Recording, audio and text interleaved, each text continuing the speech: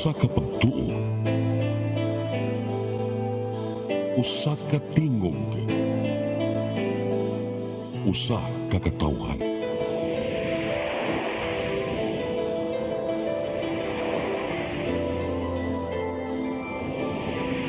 Cebu Catholic Television Network.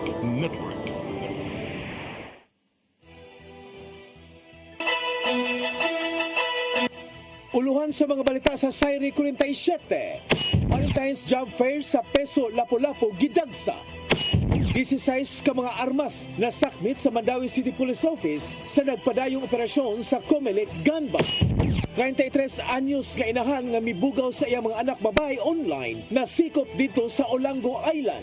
Iba ka mga mag-uuma nga nalambigit sa kasong pagpamusil sa barangay na Binlod, Santa Catalina, Negros Oriental na dakpa. Sugbo, Kabisayan ug Mindanao, Pilipinas ug katawhan kutos maabot atong Sibya sa tibuok kalibutan mayong hapon.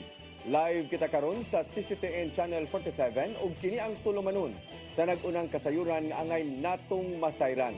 Sa nga ni Attorney Danica Caballes, ako si Dennis Tabar ug kini ang Sayri 47.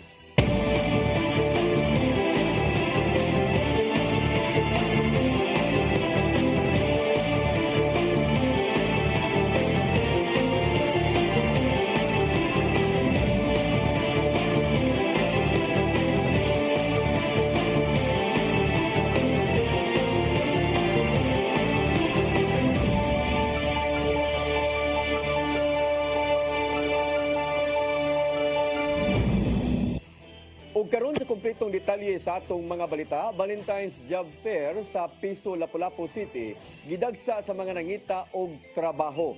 Usa kini sa labing dako nga kalihukan karong tuiga dindulan sa 3,000 ka mga bakanteng trabaho ang gitanyag. Ang kasayuran ihatod ni Crystal Joy Filerca. Imbis nga mag-date karong adlaw sa pagsaulog sa Valentine's Day, mas gipili niining 11 ka buwan nga manag-uyab ang pagpang-apply og trabaho. Lakip sila sa kapin 600 nga ni salmot sa gipahigayon nga Valentine's Day Job Fair sa Peso Lapu-Lapu. Ang 19 anyos nga si Lester Milay ug 18 anyos nga si Alexa Bulalhog nga nagpuyo sa Barangay Pahak parehong nang-apply isip service crew sa Osaka fast food restaurant. Matud nilang pareho silang mga first-time job seekers. Para kanila, mas mahinungdanon kung unahon-una nila nga makakita sila og trabaho aron nga makatabang sila sa ilang pamilya. Planuhan mo nga magkuyog mi. Para makatabang mi sa mga pamilya mo. So, unya na lang ang date. Unya na date. Ano sa akong sa pag-date? Unya na trabaho. Laay pag sa balay ka na walay trabaho ba? Marapapod makatabang sa parents kay si mama ka na operahanan pag Matud ni Kim Francisco, ang Peso Manager nga espesyal ang ilang pagpahigayon og job fair karong adlaw, tungod kay kini mo ay permerong job fair karong 2025. Nibutyag siya nga usa kini sa pinakadahong job fair nga ilang pagahimuon karong tuiga. Mahigugmaon gyud kay ini ato ang job fair karong adlaw, no, kay it's dubbed as Valentine's Day Job Fair, no. 23 ka mga companies ang atong gi-invite, no. Unya nag-generate kani og mga 2,800 ka mga job vacancies. So we are very much happy kay nagkailain-laing mga industries ang atong ipang-invite, no. Ila sa gitanyag nga mga trabaho nagikan sa BPO industries, manufacturing industries, logistic companies, mga malls ug mga restaurants. Sa kadaghan sa mga job vacancies nga gitanyag, malaumon si Francisco nga mahimo kining oportunidad dili lang sa mga first-time job seekers, apan para usab sa mga nawad-an og trabaho. Sa ilang datos, adunay 19 kabok displaced workers ang nang-apply karong adlaw. Samtang alas 3 karong hapon, niabot na sa 117 ka mga aplikante ang na-hired on the spot. Crystal Joy Filerca, CCTN News. Giawhag sa Department of Environment at Natural Resources 7 ang uban nga mga nahigugmaon gihapon sa kalikupan pinagi sa pagdakos ngadto sa punuan sa kahoy.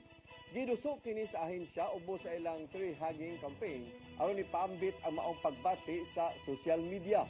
Matud sa Regional NGP nga coordinator nga si Cicilo Alviso nga adunay benepisyo sa tao ang paggakus ngadto sa punuan sa kahoy. Dugang paniya nga mas masabtan sa matag usa ang pamahinungdanon sa pagpanalipod sa kalikupan pinaagi sa paggakus sa mga punuan sa kahoy. For that ma'am na benefit no sa kahoy nga makuha na to, of course based on science, they are absorb sila sa mga carbon dioxide na makuha sa sa humans and sa different carbon emitting na mga kuha na to diri sa palibot. Pinasahi sa pagsaulog sa Valentine's Day sa hipis sa PRO7 si Brigadier General Rodrigo Maranan uban sa iyang kapikas nga si Ebenisa Maranan kini tungod kay pinagi sa paghatag og gasa sa gugma sa mga police personnel ug sa mga non-uniform personnel nga adunay balatian sa lawas. Inay buwak og mahalon nga chocolates gitunulan sila og gasa sa kwarta isip financial nga assistance alang sa ilang magastuhanan sa tambal ug maintenance. Gawas nini gihatagan usab sila og bugas ug uban pang mga gasa nga sarang ilang mada sa ilang tagsa-tagsa ka mga pamilya.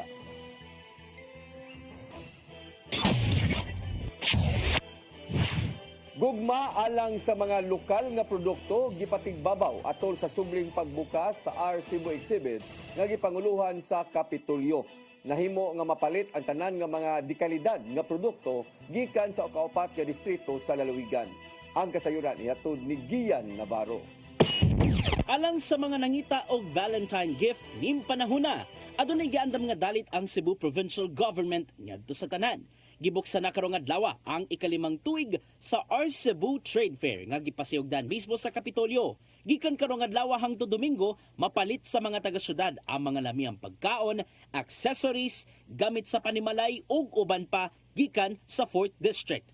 Anda mo alagad with love ang mga booth gikan sa Tabuelan, San Remigio, Bugos City, Medellin, Daan Bantayan, Tabugon, Santa Fe, Bantayan ug Madre de Dios. 5 katuig nang gipaygayon ng R Cebu sa tinguha nga mas mapaduol sa tanan ang mga pambatong produkto gikan sa lagyong lugar. Usa sa mga nakig-alayon sa pagsuporta sa mga kalihukan mao ang Department of Trade and Industry 7. Sumapa ni Regional Director Maria Elena Arbon nga nagkalambo among programa sa Kapitolyo paglabay sa mga katuigan. Maong hayan nagkalambo usab ang pagsuporta ngadto na sa micro, small and medium enterprises sa managlaing bahin sa probinsya. So, little sophistication pa. Through the years, nag-angat po sila sa ilang outlook, how they present their products, ingon ana. So, in the end, it's also about competitiveness. So, when they see ilang product and they see the products of other areas, makonsyon sila sa competitiveness. Sumapausab ni Gobernador Gwendolyn Garcia nga makita sa nimong pagpaningkamot ang gugma alang sa lokal nga ekonomiya. Hinungdan nga gipadayon among kalihukan sulod lang sa unom kahugna aron makahigayon sa pagpasundayag ang matag LGU ug distrito. You don't belong amongst us Cebuanos. Cebuanos who are not only on Valentine's Day but every single day of the entire 365 days in the entire year. Cebuanos are known for their warm, sincere, and always throbbing with love hearts. Available ang mga booth sa R Cebu Trade Fair sa activity area sa Robinson's Galleria Cebu hangtod Pebrero 16 during mall hours. Gian Navarro, CCTN News. Governor Gwendolyn Garcia wa makaangay sa liderato sa Commission on Higher Education dinhi sa Rehiyon 7 tungod sa ginangatan sa mga tinun-an sa Cebu Technological University. Moabot sa 600 ka matinunan sa kursong engineering ang dili makatig sa licensure exam tungod sa kakuwang sa Certificate of Program Compliance. Ang kasayuran ihatod pagbalik ni Gian Navarro. Wala nakapugong si Gobernador Gwendolyn Garcia sa pagpadangat siyang kasagmuyo tungod sa nimong lakang sa Commission on Higher Education human sa nimong gidangatan sa ubang mga tinun-an sa Cebu Technological University. Ning si manahalang nidangup sa buhatan ni Garcia ang mga kadagkuan sa CTU tungod sa giantos sa dili mo menos sa 600 ka mga tinun-an sa engineering nga wala gitugutang makakuha og board exam. Tuod lang kini sa giingong kakuwang sa Certificate of Program Compliance kon COPC nga gipangayo sa CHED. Kana usab ang nga gipangayo sa Professional Regulations Commission aron lang makakuha sa mga pasulit. Nasayran nga dili mo dawat sa application para sa board exam ang PRC kung walay COPC ang gikan sa local ug state universities and colleges.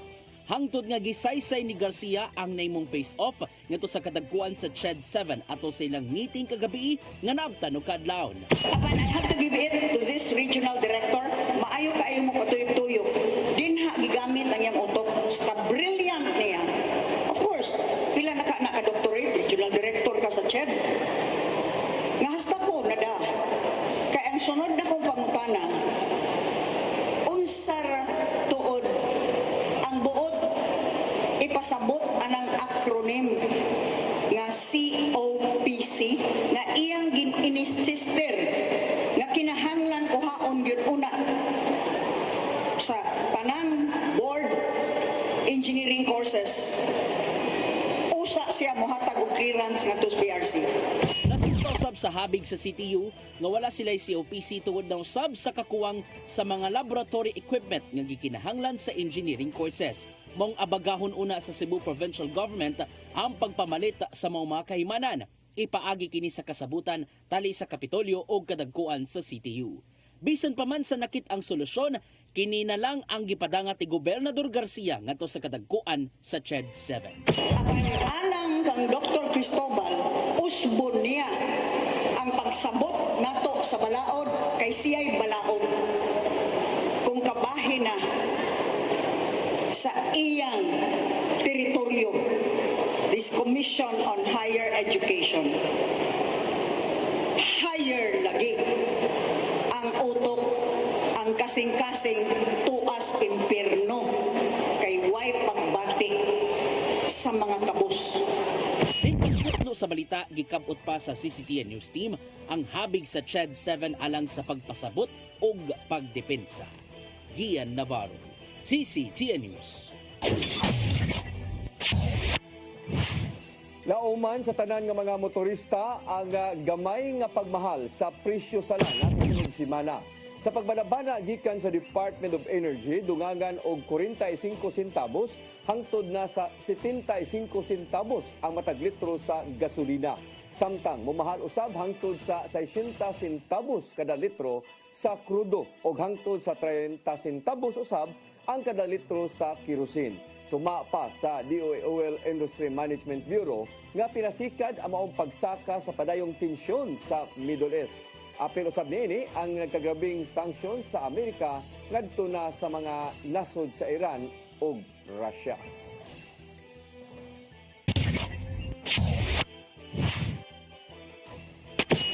Mosunod, 16 ka mga armas na sakmit sa Mandawi City Police Office sa nagpadayong operasyon sa Comelec Gun Bar.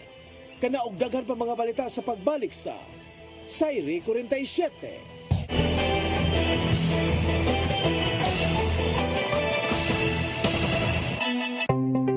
Discover the beauty of the Philippines.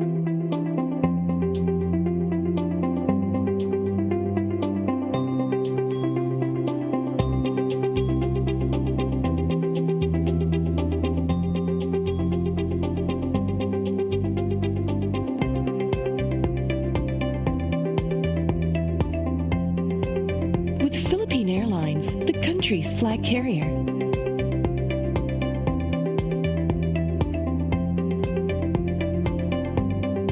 The airline that lets you feel the warmth of the nation.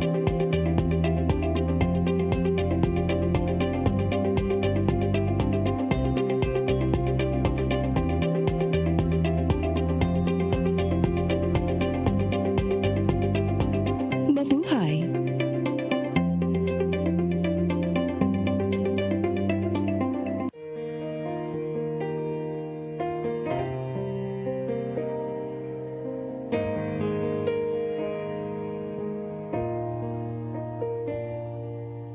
Heal me, O Lord, and I will be and I will be saved. Heal me, O Lord, and I will be healed. For you are the one I praise. You are the one I praise. Sing it with me.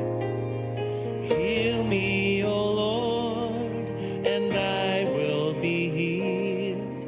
Save me, and I will be saved.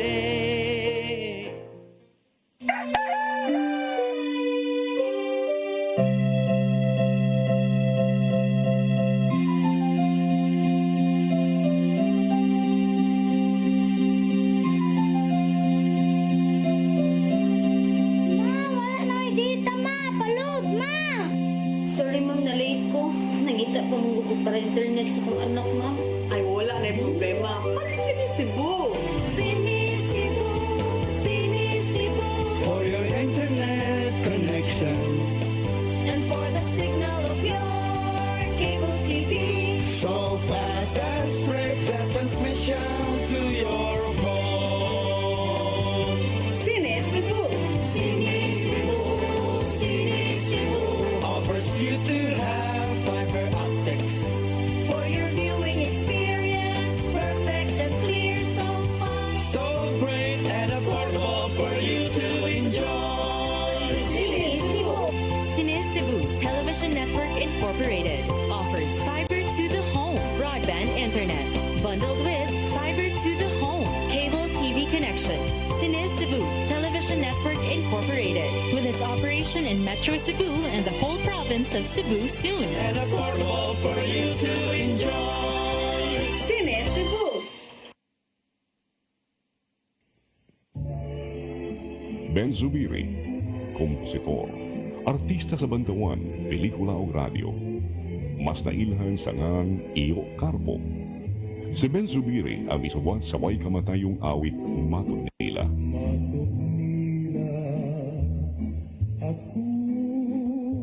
Alang sa uban, ang Matud Nila usa ka cultural anthem sa mga Cebuano. Gawa sa Matud Nila, si Ben Zubiri usab ang isuwat sa mga immortal nga awit sama sa ikaduhang bathala. Alma Bonita, ang palad ng buot, gugmang gibati ko, pasayawa ko day. Si Ben Zubiri namatay ni atong 1969. Apan ang iyangan, buhi kanunay sa kasing-kasing sa mga taong padayong nag-awit sa iyang mga komposisyon. Ben Zubiri, garbo sa Subo. Subo ano ni?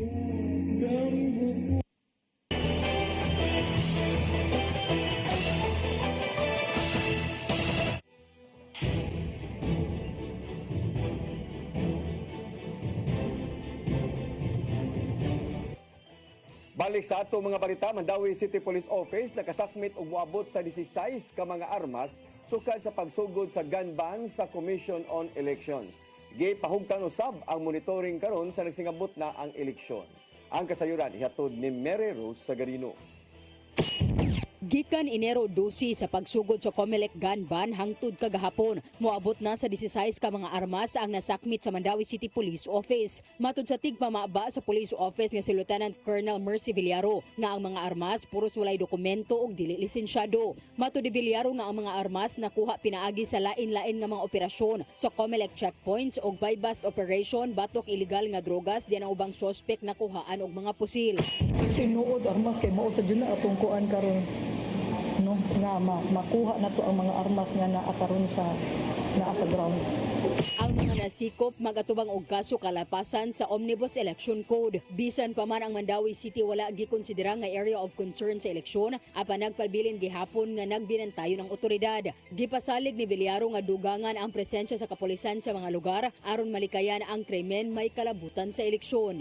Ang pag-conduct og Comelec checkpoint minimum lang og kaduha twice a day. So that is aside from the regular checkpoint nag-conduct sa ato ang police station and also the CMFC. Mary Rose Sagarino, CCTN News. Nagtigom ang tulo ka mga partido sa Lapu-Lapu, Mandawi ug Cebu City ug mga sahulagway sa social media post sa Team Diretso ni Mayor Paz Nadasa sa Lapu-Lapu. Kuyog ni Radasa ang partidong Barog, pinanguluhan ni dismissed Mayor Michael Rama, o Team Mandawi, pinanguluhan ni dismissed Mayor Jonas Cortez. Si Rama ug Radasa, mga kaalyado sa Partido Demokratikong Pilipino kung PDP Laban. Samtang si Cortez makinumduman nga ni-resign sa PDP Laban niadtong Mayo sa niaging tuig human nga nisunod kang Governor Gwendolyn Garcia. Sa pagsuwat ni balita, wa pay gihatag nga pamahayag si Cortez. Ang kaatbang ni Cortez sa Mandawi nga mao ang partido nga panguluhan ni Congresswoman Imari Lollipop Owano Dizon nga ubos sa lakas CMD Party.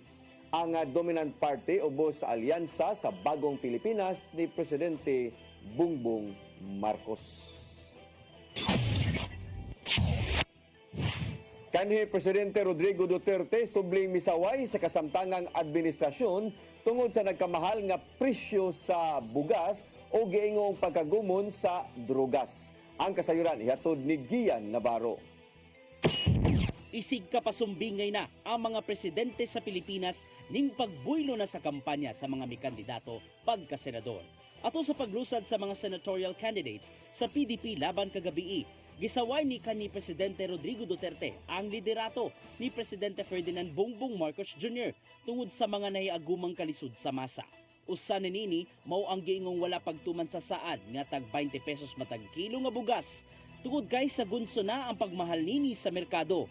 Alang ni Duterte, igo na kung masulbad man ang pagbarato sa bugas kay maugid ang gipanawagan sa mga kabus karon.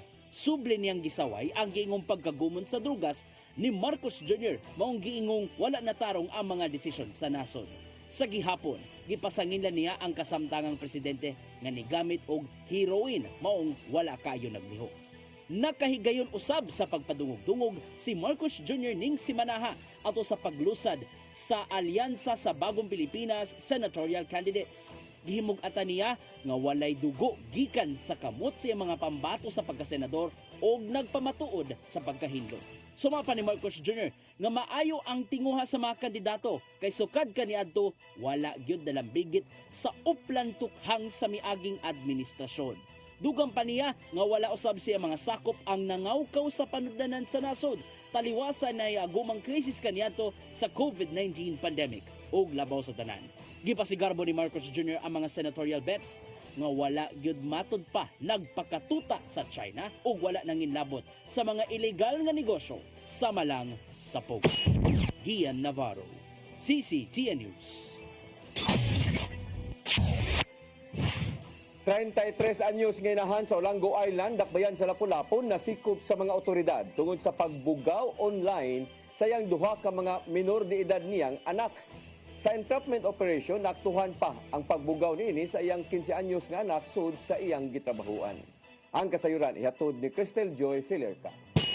Pinaagi sa gilusad nga entrapment operation sa Women and Children Protection Center kun WCPC Visayas Unit, Regional Anti-Crime Unit 7, Department of Social Welfare and Development 7, Lapu-Lapu City Police Office ug City Prosecutor's Office, malampuso nilang nasikop kagahapong adlaw ang usa ka 33 anyos nga inahan sa Olango Island, Lapu-Lapu City nga nagbugaw online sa iyang duha ka mga minor de edad nga anak.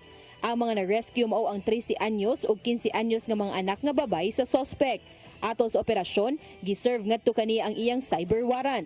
Matod ni Police Lieutenant Colonel Christian Torres, ang spokesperson sa LCPO, nga niadto pang buwan sa Oktubre tuig 2024 gisugdan sa WCPC ang pag-surveillance sa suspect. Dugang pa niyang pinaagi ra sa Facebook ang pakigtransaksyon sa inahan. Nasuta usab sa mga otoridad nga makigtransaksyon ra kini sa mga lokal. Pagbubo ang mga bata, nag-i-online nila, then once magpadaka kwarta, kuhaan sila og katong sa cyberspace nga ila ipakita ang kuhaan. Sa lesis, pakita ang pinatao sa bata. Sa dihang nigawas na ang cyber warrant nga gi-issue sa Branch 27, ni pahigayon gihapon ang kapulisan og transaksyon aron sa pagsuta kung nagpadayon ba gihapon ang iligal nga binuhatan sa suspect. Ug ato sa entrapment operation, naaktuhan pa sa mga otoridad ang pagbugaw sa suspect sa 15 anyos nga anak, sulod pa mismo sa kung asa kini nagtrabaho. Human sa operasyon, giadto na usab sa mga otoridad ang balay sa suspect ug didto na gi-rescue ang 13 anyos niya nga anak nga babay. Nakuha usab didto ang cellphone nga gigamit sa mga transaksyon. Dugang pa ni Lieutenant Colonel Torres nga mapaminor de edad man o dili ang mga biktima makonsiderar kini nga illegal. Illegal gid siya regardless man gud nga minor ka o dili basta may na kay cyber nga mga malaway nga mga kuan illegal gid siya. Na gid sana ni natay oy national law sa RA 930 sa kaning USAID nasa tay city ordinance yan online sexual abuse and exploitation of children. Kasamtangan ng anaa sa kustodiya sa WCPC ang inahan o gikatakda kining pasakaan og kaso karong adlaw. Samtang ang mga menor de edad nga na-rescue anaa na sa kustodiya sa DSWD7. Crystal Joy Felerca, CCTN News. Konseho sa syudad sa Sugbo misugyot nga umulon ang Interagency Council nga makigbatok sa mga pagpang-abuso sa kabatan-unan. Gikabalak-an sa mga konsehal ang pagtubaw sa mga kaso sa sexual abuse ngadto sa mga bata. Ang kasayuran ihatod ni Gian Navarro. Gisugyot sa konseho sa syudad sa Sugbo ang pag-umol sa Interagency Council aron pakigbatukan ng online sexual abuse ngadto sa mga bata sa Dakbayan. Mipadangat ang isika opisyal sa Kabalaka bahin sa mga nitumaw nga malaw-ay nga content sa internet nga gitan-aw sa mga kabatan-unan. Usa sa gimong pananglitan ni Konsehal June Alcover ang nimo pagpanglugos sa mga menor de edad ngadto sa Dalagitas sa Toledo City nitong Disyembre humanagumon sa porn video. Alang niya, dako og impluwensya among matang sa content ngadto sa pangunahuna sa mga inosente. Dali og yanon na lang kayo ma-access or basud sa mga minor de edad ang mga porn sites sa internet. Isaw anusab sa ubang mga opisyal among Kabalaka mong kinahanglang sulbaron kini sa kagamhanan ug sa simbahan. Usa sa mga niduyog sa pagpanghingusog mao si Konsehal Jocelyn Pesquera maong maynungdanon ang pagmugna sa Interagency Council. And that's also things that the parents should also look at, that they have to check on the sites that their children are watching on Facebook. Then they should block it in order that it will not come out. Dito sa usab og corollary motion si Konsehal Joel Garganera aron pabantayan ang mga public free wifi diin kinahanglan babagan ang bisan unsang porn sites aron di maka-access. Cebu City initiated and funded free Wi-Fi services to the different barangays and open space and parks and playground. Should totally block porn site from its services. Sumug, Mr. Aprobado hinon sa konseho ang ilang hiniusang sugyot ug magkinahanglan una og executive session aron palauman pa ang pagtuki sa maong issue. Gian Navarro, CCTN News.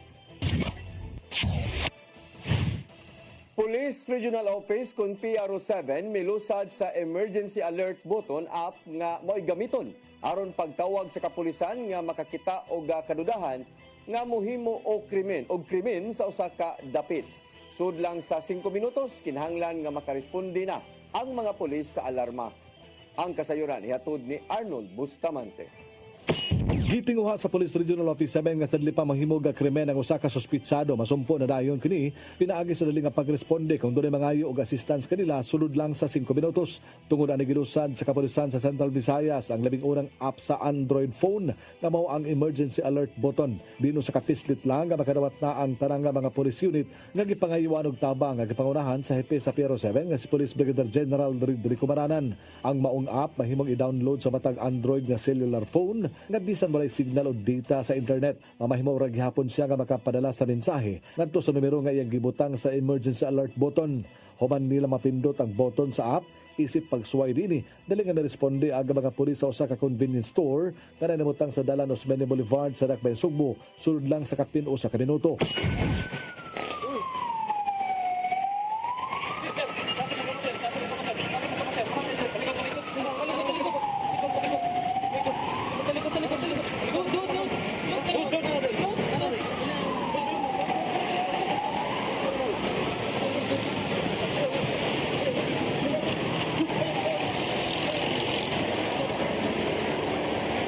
Gusto ni Maranan nga ang dali nga pagresponde sa usa ka emergency makalawas kini sa kinabuhi ug kamtangan nga mahinungdanon nga makaabot ang pulis sa dapit sulod sa ubos sa 5 minutos nga iyang gihatag nga tagal. May bahad ang general sa mga pulis nga kung dili makuha ang gitagal nga oras, manubag kini kaniya. This is how we rise to the challenge. The less than 5 minutes response time. This is our standard now that we must meet. Every second matters. A delayed response can mean lost lives, stolen property, or criminals escaping justice. And that is unacceptable. There is no room for hesitation. There is no space for complacency. As we roll out this system in our communities, always remember that public trust to us, we must protect them and we must not take the trust for granted. Dugang niya nga dili rason ang kahuot sa traffic nga dugay nga makaabot sa dapit ang usa ka pulis kung dunay krimen. Sanglit dunay mga motorsiklo kato mga personel nga gideploy isip mga beat patrol. Ning ang paglingkod sa Piero 7 gipatuman ni Maranan ang pagpagawas sa 90% nga personel sa matag unit sa kadalanan isip police visibility. No, it's not issue. The traffic is not issue because we have motorcycle. No? So that's why we are appealing to all local government unit as what our SILG is appealing that instead of buying mobile cars, we should buy motorcycle, no? Kasi mas mabilis na pan-responde talaga yung ating mga motorcycle. May pasabot si Maranan nga una niya kini nga gihimo sa Metro Manila ug sa Region 3 apan wala kini mapatuman tungod sa kamubo lang sa iyang panahon sa mga mga dapit apan ning iyang paglingkod isip hepe sa kapulisan sa Central Visayas gitinguha niya nga himuon kining full blast ilabi na sa tulo ka mga syudad nga mao ang Lapu-Lapu, Mandawi ug sa dakbayan sa Sugbo. Here in Region 7, we're planning to make it a full blast operation, no? Kasi in those places sa Quezon City and Region 3, parang pilot project lang. But here in Region 7, gusto namin full blast ito, no? Especially dito sa Tri-City, sa Cebu City, Mandawi and Lapu-Lapu, na talagang kaya yung within 5-minute response. Gawas ni pagawas usab og kamanduan si Maranan sa tanang Provincial Police Office Directors nga ila usab nga ipatuman ang 90% sa ilang mga personnel ang police visibility. Arnold Bustamante, CCTN. Traffic Enforcement Agency of Mandawi kuntim planong bag-ohon ang tanan nga mga traffic lights sa mga intersection. Dugang sa tulo ka mga intersection usab ang planong butangan og traffic lights sa tinguha nga mapalambo pa ang ilang kahimanan og traffic management system. Ang kasayuran ihatod ni Mary Rose Sagarino. Gustong pang-ilisan sa Traffic Enforcement Agency of Mandawi kuntim ang mga traffic lights sa mga intersection. Mao kini ang usa sa mga nahisgutan sa meeting sa Mandawi City Traffic Board kaganinang buntag. Matud ni Hil Rituya nga ang karaan nga mga traffic lights sa 14 ka mga intersection nabutang ni adto pang tuig 2010. Pero modernization meaning ibag-o gid ba kay karon makita biya nimo biya nga kanang ang uban defective, ang uban bantay mo mag-blink-blink na sa kadugay na. Gitinguha nga mabaguhan ang traffic lights karong tuiga. Aduna nay purchase request ang team alang niini. Kinigawas pa sa tinguha nga ma-integrate ang artificial intelligence kon AI sa traffic light. Dungan sa tinguha nga pag-modernize sa mga traffic lights, nagsugyot usab ang traffic board og pagbutang og traffic lights sa tulo ka mga intersection. Kini ang intersection sa EO Perez Street duol sa UCMed, CD Seno Street sa Mandawi City Hall of Justice og DM Cortes Street sa Barangay Upaw. Ang maong intersection matud pa adunay pipila nga natala ang mga disgrasya. Ma-lessen ang manpower. Ang among traffic enforcer diha is kuan na lang magbantay na lang na disgrasya or kuan niya ikaduha sa kanang mo na ang command of kuan synchronized. Tungod wala pa may traffic light sa maong tulo ka intersection, moabot sa duha ka traffic enforcer ang gistation sa lugar sa matag shift. Mary Rose Sagarino, CCTN News.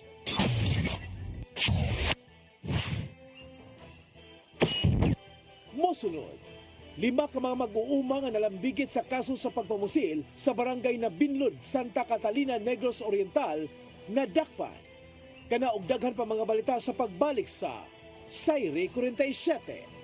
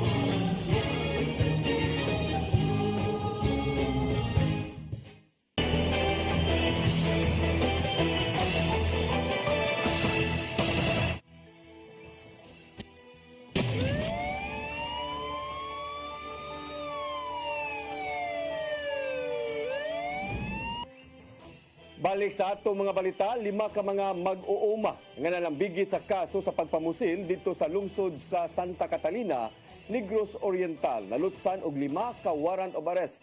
Sila ang gikiha sa nahitabong pagpamusil sa mao nga barangay tungod sa away sa yuta. Ang kasayuran ihatod ni Arnold Bustamante.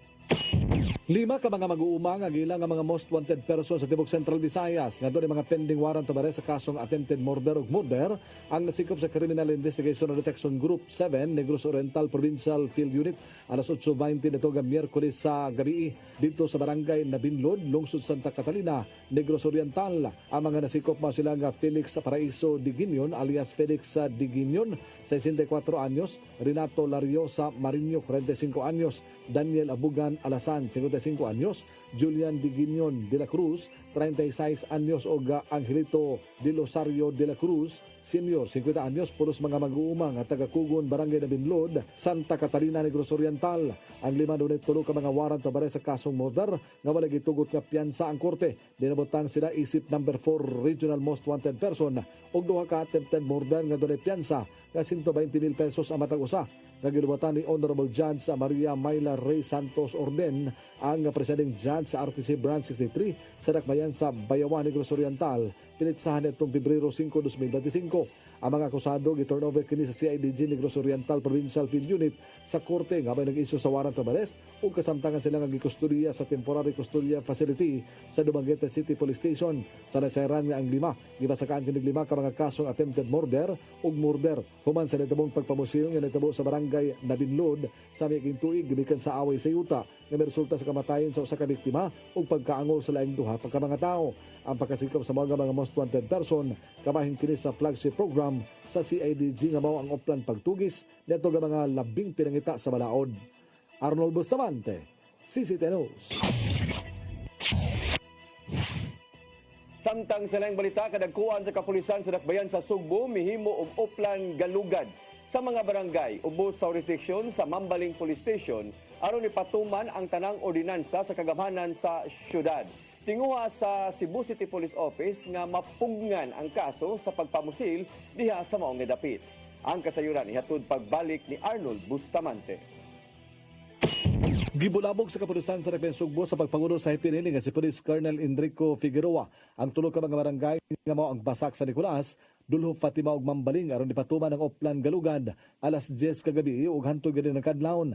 Matud ni Figueroa nga sa maong oplan galugad ilagi patuman ang tanang ordinansa sa Dakbayan sa Sugbo ug pagsita sa mga tawo nga nag-inom daptin sa karsada, curfew ug lakip na ang Comelec checkpoint. Kabahin kini sa programa ni Police Brigadier General Rodrigo Maranan, hepe sa Police Regional Office 7 nga mao ang paggukod sa mga kriminal ug mapugnan ang bisan unsa nga krimen sa masapusi luguban pa. Number 1, we will implement yung ating existing city ordinances. So alam naman natin na meron tayong city ordinances na dapat ipatupad, especially yung curfew, yung drinking along the street, yan yung mga yan. But along the way, pagka nakitaan natin sila ng mga illegal contraband, carrying while on the street, then we will implement the law. Pasabot si Figueroa nga bisan nasulbad ang mga kaso sa pagpamusil sa Mambaling Police Station apan usag gihapon kini ka krimen. Gumikan ni ilang gitinguha nga mapugnan ang paghimo sa krimen pinagi sa presensya sa mga pulis nga mohimo sa pagpatrolya sa kadalanan ug mosulod sa mga kabaranggayan. Ang objective po natin, ang guidance po ng ating Chief PNP, ang guidance po nating RD is to prevent totally ang krimen or shooting incident dito sa Cebu City. Alas 10 sa gabi, gipahibaw ni Police Lieutenant Colonel Maria Teresa Makatangay, Deputy City Director for Operations sa Cebu City Police Office, nga nakasikop sila og tulo ka mga tawo nga dunay warrant of arrest sa kasong pagpangawat, nakuha ano sabog armas og nakalapas sa banaod sa traffic. Gawas nini nakaisyu usab og daghang citation ang kagamanan sa Dakbayan sa Sugbo sa mga tawo nga nakalapas sa lokal nga ordinansa sa oplan disiplina.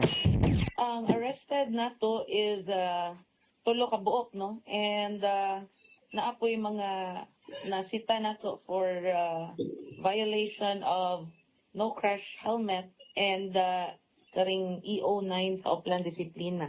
Nayo na kini sa 11 ka mga police station sa siyudad sa Sugbo matud ni Makatangay aron mapuhag nila ang mga criminal gangs nga naglihok sa kabaranggayan. Lakip na ang pagsakmit sa mga loose firearms subay sa pagpangandam sa seguridad sa eleksyon. Arnold Bustamante, CCT News. Mao kadtong naglangkob sa atong mga balita sa Sayre 47 sa nga ni Attorney Danica Caballes hangtod sa Lunes pohon dinig hapon sa iyong paboritong tulumanon Sayre 47.